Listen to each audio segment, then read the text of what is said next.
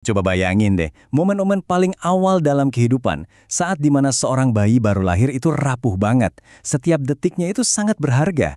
Nah sekarang, gimana kalau ada teknologi yang bisa terus mengawasi, semacam penjaga digital buat bayi-bayi yang paling rentan ini? Yuk kita lihat gimana AI bisa jadi penjaga untuk kehidupan-kehidupan baru yang paling berharga ini.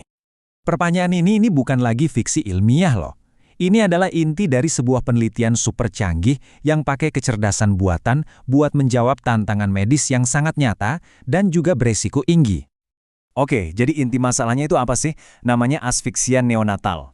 Gampangnya ini adalah kondisi saat bayi nggak dapat cukup oksigen. Kondisi ini kritis banget, dan waktu jadi faktor penentu segalanya.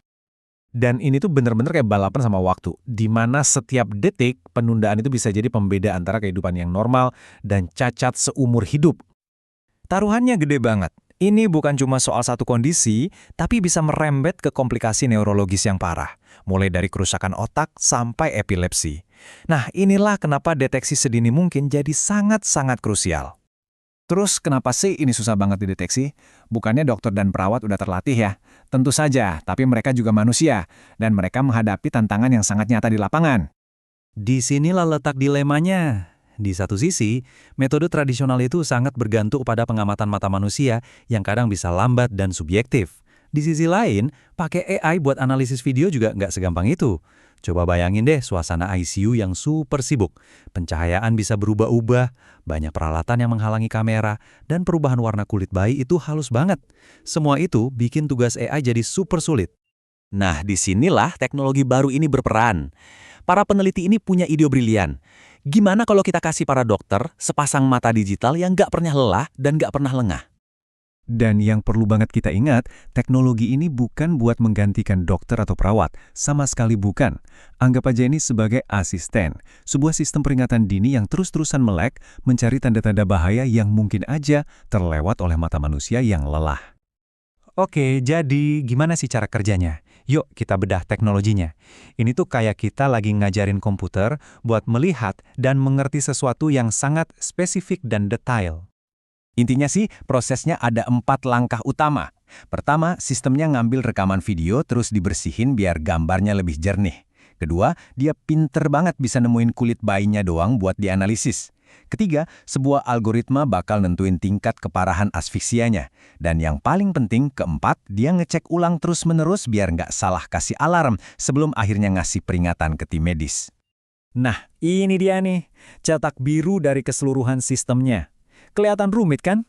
Setiap kotak dan panah ini mewakili satu langkah penting. Tapi tenang, kita akan pecah satu persatu dimulai dari langkah pertama yang paling fundamental. Langkah pertama ini mungkin kedengarannya sepele ya. AI-nya harus bisa nemuin si bayi dulu, tapi ini krusial banget. Di lingkungan NICU yang penuh sama selimut, kabel, dan mesin, AI harus bisa fokus hanya pada bayi. Dia nggak boleh salah lihat. Nah, buat ngelakuin itu, sistemnya pakai modul AI canggih yang dirancang khusus cuma buat satu tugas, menemukan mana kulit bayi dan mengabaikan semua yang ada di sekitarnya. Prosesnya itu mirip kayak kita bikin stensil digital yang presisi banget di sekeliling kulit bayi. Dengan begitu, AI tahu persis area mana yang harus dianalisis dan sisanya diabaikan. Cerdas banget kan? Oke, teorinya sih kedengaran keren banget ya, tapi kan percuma kalau cuma di atas kertas. Nah, karena itu, para peneliti ini langsung mengujinya di dunia nyata. Ini nih, pertanyaan utamanya. Emang beneran bisa jalan di lingkungan yang serba nggak terduga kayak NICU? Yuk, kita lihat datanya langsung. Para peneliti ini nggak cuma coba satu model aja, mereka ngadu beberapa pendekatan yang beda buat lihat mana yang paling jago. Dan hasilnya, jelas banget model yang namanya Like GBM ini juaranya. Dia ngalahin model-model yang lain dengan telak. Angkanya bener-bener bikin kagum. Dan ini dia angka pamungkasnya, 99,8%. Coba deh, biarkan angka itu meresap dulu. Mencapai tingkat presisi setinggi ini dalam tugas yang serumit ini, itu benar-benar luar biasa dan nunjukin potensi yang sangat besar. Tapi, akurasi aja nggak cukup. Sistemnya juga harus stabil dan konsisten, nggak pelin-pelan. Nah, grafik ini nunjukin seberapa yakin si AI sama keputusannya dari waktu ke waktu. Kelihatan kan, buat kasus yang parah dan sedang, dia pede banget. Tapi untuk kasus yang ringan, skornya agak lebih rendah, di 0,664. Ini wajar sih, karena tanda-tandanya jauh lebih samar. Ini justru bagus, artinya penelitian ini jujur soal keterbatasannya. Oke, jadi apa artinya semua ini buat kita? Yuk kita lihat gambaran besarnya. Apa sih dampak nyata dari teknologi kayak gini di dunia nyata? Ada satu kutipan dari penelitiannya yang pas banget, sistem ini ngasih peringatan dini, jadi tim medis bisa bertindak proaktif. Nah, kata kuncinya itu proaktif. Ini artinya kita bergeser dari reaktif menjadi proaktif. Ini soal intervensi sebelum kerusakan terjadi. Coba kita bayangin bareng-bareng dampaknya. Pemantauan non-stop 24/7 di setiap NICU.